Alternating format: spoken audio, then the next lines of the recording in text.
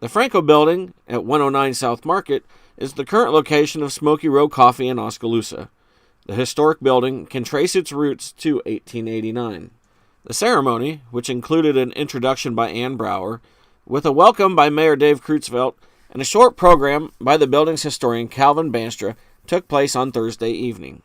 Krutzfeldt recounted the decisions that were made after the interior of the Frankel Building collapsed back in 2002 while he was on the city council.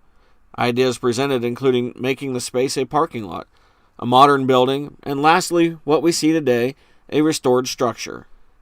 Today, the Frankel Building is home to Smokey Row, the meeting spot of Oskaloosa, and the site of many presidential candidate visits and hotly contested political debate.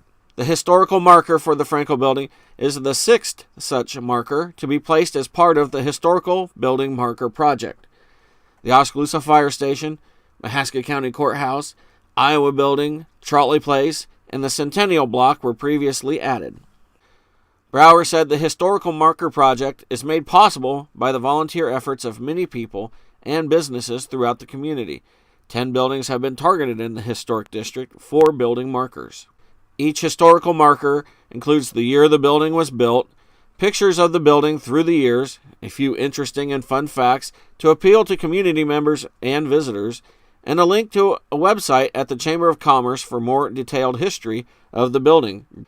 Calvin Bandstra, the volunteer researcher for the Frankel Building, helped to identify many interesting facts about the Frankel Building's past.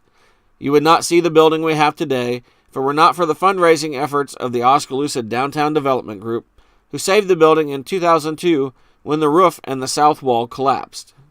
Isaiah and Babette Frankel, who created the Frankel Building, were the first couple to be married in an Orthodox Jewish ceremony in Iowa in 1864.